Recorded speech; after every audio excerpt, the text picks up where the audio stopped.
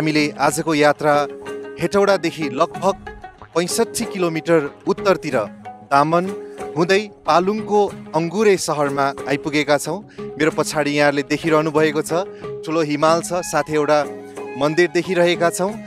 यो मन्दिरको नाम श्री पाण्डुकेश्वर महादेव मन्दिर रहेको छ।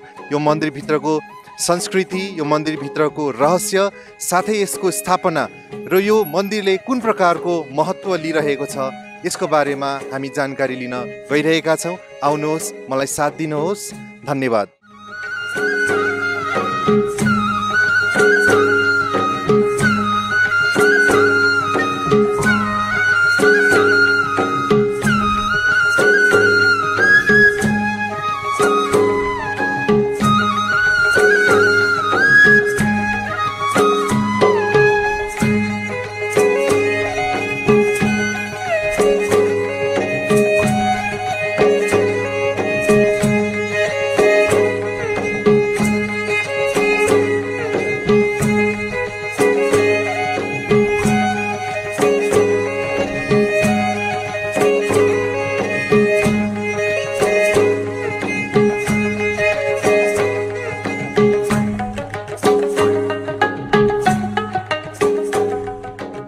यो मन्दिरको बारेमा थोरै बताइदिनुहोस् न। यसको स्थापना कहिले भएको थियो र कसले गर्नुभएको थियो?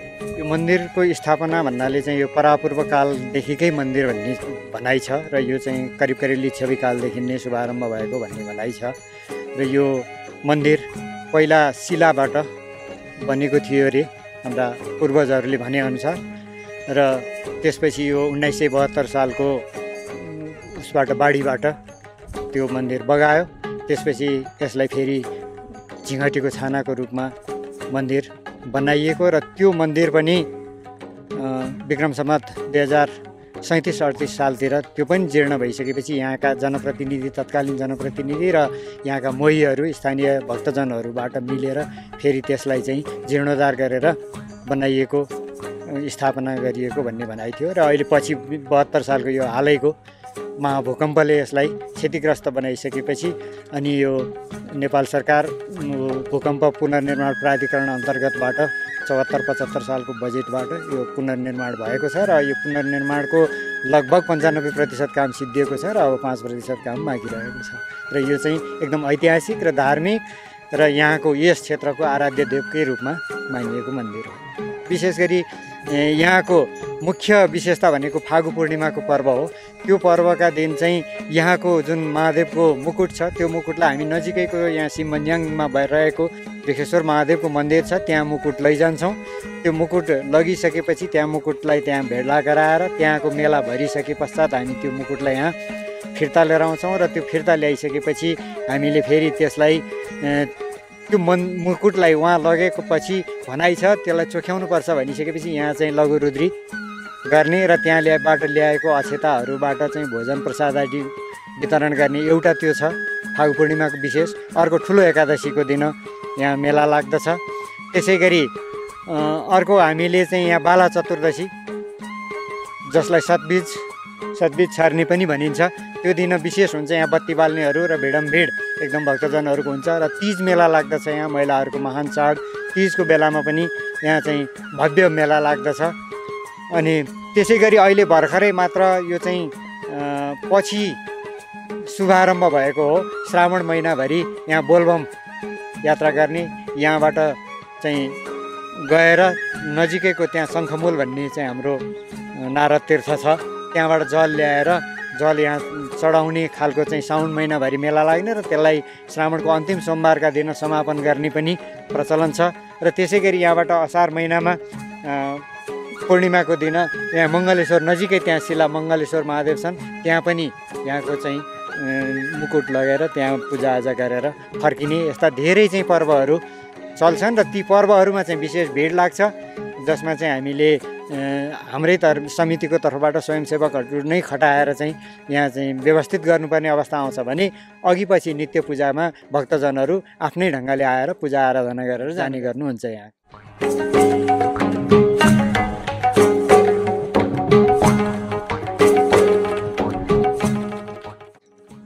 यो मन्दिर हामीले एकदमै प्राचीन र प्रसिद्ध मन्दिर भएको हामीले जानकारी पाइरहेका छौँ। यसको स्थापना कालको बारेमा थोरै हामीलाई बताइदिनुहोस् न। यो मन्दिरको स्थापना चाहिँ लिच्छवी कालमै हुनुपर्छ। हिम्मत खण्डमा पनि यसको चाहिँ उल्लेख भएको छ। मरिची नामका ऋषि चाहिँ पाण्डुक नाम गरेका छोरा थिए। उहाँले चाहिँ यहाँ आएर चाहिँ यहाँ भद्र तीर्थमा तपस्या गरेर अनि यहाँ आएर शिवको आराधना गरेपछि शिवजीले चाहिँ ज्योतिष स्वरूप चाहिँ दर्शन दिनुभएको हुनाले उहाँ पाण्डुक ऋषिकै नामबाट यो चाहिँ पाण्डुकेश्वर चाहिँ नामकरण रह्यो भनेर भन्ने चाहिँ किंवदन्ती हामीले सुनेका छौँ र यसको बारेमा हिम्मतखण्ड महापुराणमा पनि वर्णन चाहिँ गरिएको पाइएको छ। कार्यक्रम शिवालय रहस्यको आजको अध्यायमा हामीले मकवानपुर जिल्लाको थाहा नगरपालिका स्थित पालुङको आङ्गुरे भन्ने गाउँमा आएका थियौँ र मेरो पछाडि देखिरहनु भएको छ यहाँहरूले श्री पाण्डुकेश्वर मन्दिरको मुख्य मन्दिर परिसर र हामी बाटोमा आउँदाखेरि यति राम्रो एउटा यात्रा हामीले गरेका थियौँ। आज नेपाललाई एउटा हिमाली राज्यको देश भनेर चिनिन्छ। हामी आउँदाखेरि हरेक मोडबाट मास्तिर हेर्दाखेरि सम्पूर्ण रूपमा चाहिँ त्यो आकाशको मुनि एउटा सेतो हिमालको एउटा रेन्ज हामीले देखेका थियौँ। चारैतिर हिमाल हामीले हरेक मोडमा रोकिँदै छायाङ्कन गर्दै आइरहेका थियौँ र हामीलाई यति खुसी हामीले महसुस गरिरहेका छौँ।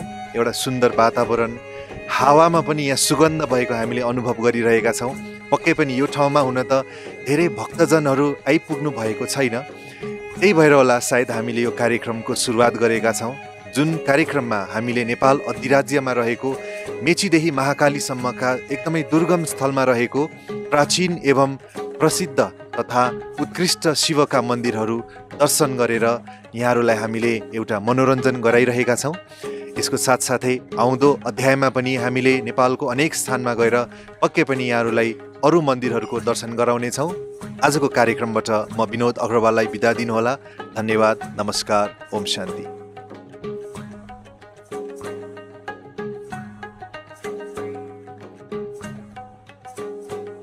नमस्कार आदरणीय दर्शकबिन, कार्यक्रम शिवालय रहस्यमा यहाँहरूलाई स्वागत छ।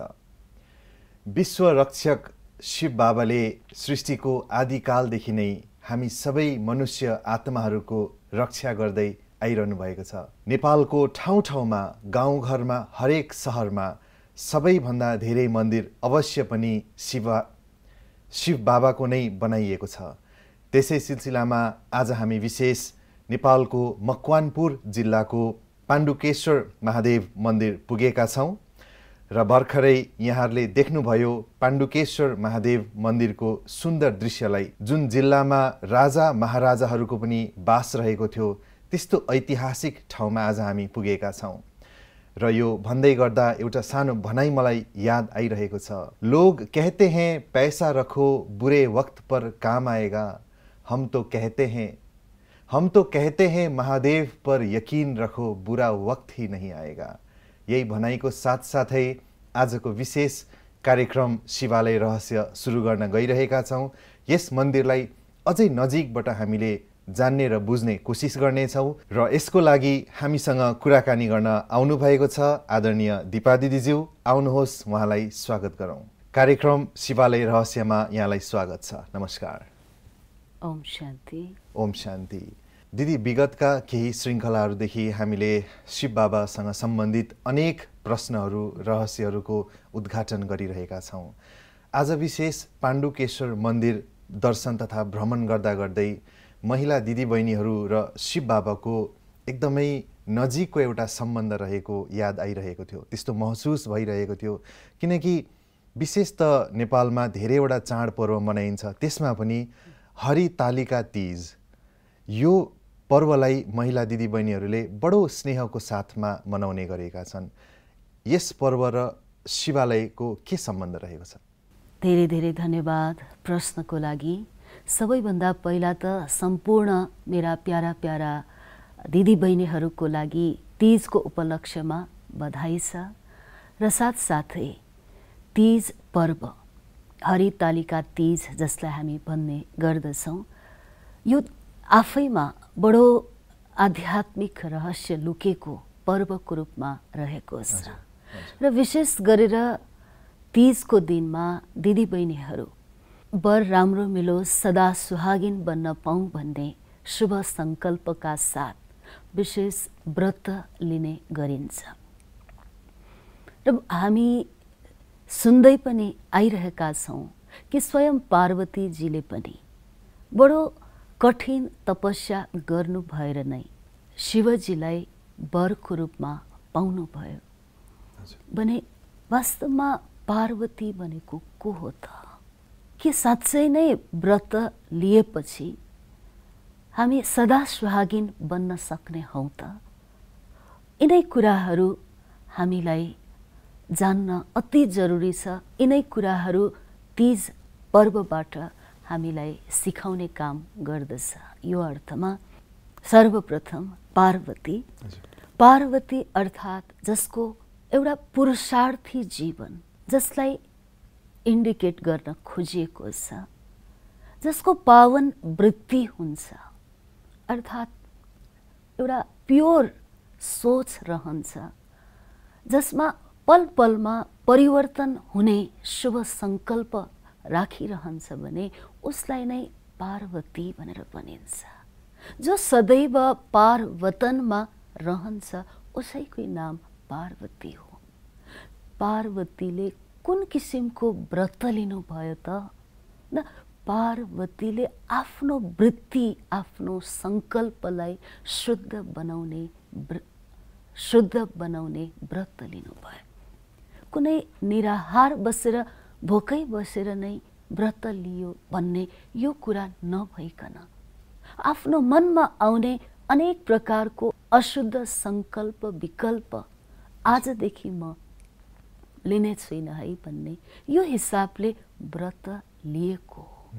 व्रत अगाडि जुन दर खाने प्रचलन रहेको छ, दरमा विविध प्रकारको मिष्ठान्न खाने कुराहरू हुन्छ अनि भोलिपल्ट व्रत बसिन्छ। बडो सुन्नमा पनि, बुझ्नमा पनि, देख्नमा पनि हामीलाई आज दरको दिन, तीजको दिन रमाइलो लाग्छ। तर यसले पनि राम्रो किसिमले एउटा आध्यात्मिक रहस्य बोकेर आइरहेको छ। हामीलाई बताउँदैछ के त भन्दा दर खानु अर्थात् कुनै पनि राम्रो कुरा, मिठो कुरा एक दिन मात्रै सेवन गर्दैमा हामीले व्रत निरन्तर रूपमा लिइरहन सक्छौँ यो भन्न खोजिएको होइन। कुनै स्थूल खानेकुरा खाएर दर मानिएको हुन्न। सत्य ज्ञानको श्रवण हामीमा भइरहेको छ भने जस्तोसुकै नियम मर्यादा पालना गर्ने व्रतलाई हामी लिन सफल हुन्छौँ। त्यसैले पार्वतीले व्रत लिएको कुरा सम्पूर्ण ज्ञानको मनन चिन्तन गरेपछि मात्र व्रत लिने खुबी शक्ति आएको। र यो व्रत किन लियो त भन्दा सदा सुहागिन बन्नको लागि, शिवजीलाई नै वरको रूपमा प्राप्त गर्नको लागि। सदा सुहागिन को बन्न सक्छ त भन्दा यो शरीर 5 तत्त्वले बनेको छ। आज नभए भोलि, भोलि नभए पर्सि छोडेर त जानै पर्ने हुन्छ। त्यसैले शारीरिक रूपमा कोही पनि सदाकाल चिरस्थायी रूपमा यस सृष्टिमा रहन त पक्कै पनि सकिन्न। त्यसैले सुहागिन भनेको त आत्मा पो रहने रहेछ। हामी आत्मा जब स्वयं परमात्मा पितालाई याद गर्न थाल्दछौँ तब हाम्रो आत्मामा एउटा अदृश्य रूपबाट शक्ति भरिन थाल्दछ र त्यो शक्तिको कारणले नै स्वयंलाई म एउटा अविनाशी शक्ति हुँ भन्ने यो फिल हुन थाल्दछ र परमात्मासँग पनि सर्व सम्बन्ध जोड्ने क्रममा पति परमेश्वर भनेर सम्बन्ध, स्वामी भनेर सम्बन्ध जोड्न थालिन्छ। यो आत्मा र परमात्मासँग सम्बन्धित कुरा कुनै लिङ्गको कुरा आएन नभइकन यो वास्तवमा आत्मा र परमात्मा बीचको शुद्ध प्रेमको कहानी हो।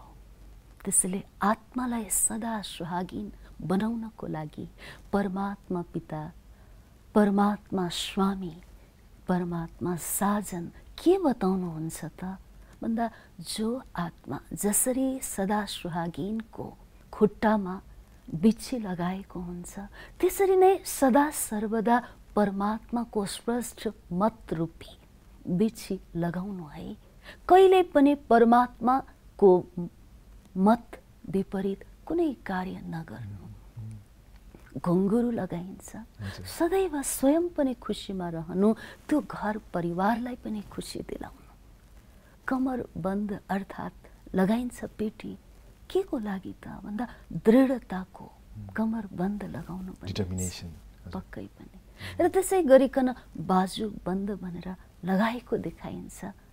यो जीवन नै सदा सर्वदा भगवानको हरेक शुभ कार्यको लागि, ईश्वरीय कार्यको लागि सहयोगका हातहरू बढाउन पाइयोस् भनेर बाजुबन्द लगाइन्छ। र यही 16 श्रृङ्गारभित्र नै कङ्गन पनि पर्दछ। र जति धेरै यो जीवनलाई मर्यादामा हामी राख्दछौँ त्यति नै स्वाभाविक रूपमा श्रृङ्गारित हामी बन्न पुग्ने हौँ।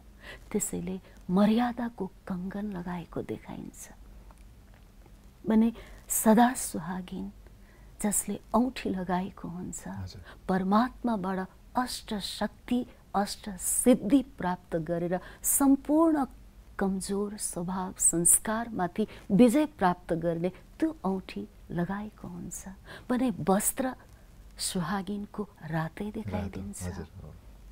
सदा सर्वदा परमात्मा शिवलाई याद गर्नु भनेकै स्वयंलाई शक्ति बनाउनु हो।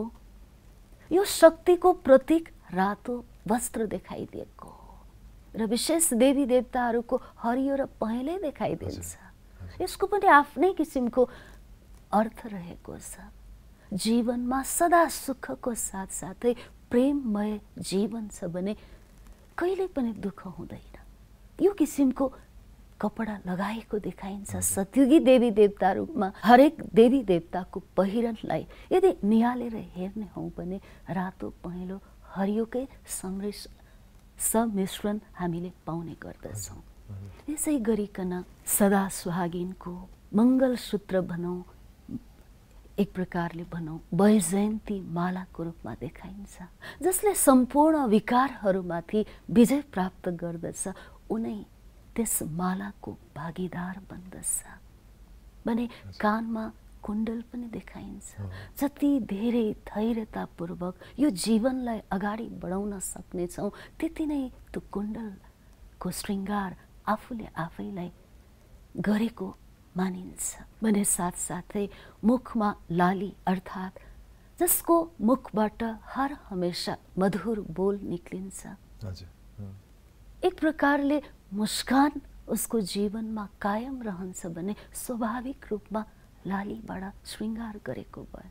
नथनी देखाइन्छ जसले श्वासौँ श्वास एक पति परमेश्वरलाई याद गरेको हुन्छ, यानि कि स्वयं भगवानलाई याद गरेको हुन्छ, उसको श्रृङ्गार नथनीको रूपमा देखाएको हुन्छ भने यसै गरी आँखामा गाजल देखाइन्छ। जुन एउटा पवित्र दृष्टि हर एकलाई आत्मा भाइ भाइको रूपमा हेर्छौँ भने नै यो आँखाको सच्चा श्रृङ्गार हुन जान्छ। र साथमा मस्तकमा तिलक देखाइन्छ। परमात्मा पिताको यादमा आफूलाई यसरी समाहित गर्नुको प्रतीक हो ताकि स्वयंबाट परमात्मा पिताको शक्ति गुण विशेषताहरू झल्कियोस्। एकै शब्दमा भन्नुपर्दा हामीबाट परमात्माको साक्षात्कार होस्, परमात्म स्नेहको अनुभूति होस्। र ताज पनि लगाएको देखाइन्छ जसलाई जतिसुकै जिम्मेवारी मिले तापनि हल्का भएर पार लगाउँछ। त यस प्रकार बिन्दी पनि लगाइन्छ, आफू स्वयं बिन्दु रूपमा रहेर अन्यलाई पनि बिन्दुको रूपमा नै देख्ने। यी सम्पूर्ण 16 श्रृङ्गारबाट हामी आत्मा श्रृङ्गारित हुन्छौँ भने स्वाभाविक रूपमा सदा सुहागिन बन्न सकिन्छ। यसैको लागि नै हो तीजको व्रत लिने। त्यसैले आजसम्म हामीले तीज मान्ने क्रममा एक आपसमा दिदीबहिनीहरू जम्मा हुने अनि वर्षभरिको जे जति पनि दुःख सुख कुराकानी एक आपसमा साटासाट गरेर अनि फेरि मन्दिर विशेष शिवालयमा गएर नाचगान गर्ने गरिन्छ नि। के रहेछ त भन्दा जीवनमा जबसम्म कुनै पनि दुःखको कुरा सेयरिङ गरिन्न या कुनै पनि कुरा सेयरिङ नगर्नु भनेकै सबैबाट केयरिङ नपाउनु हो।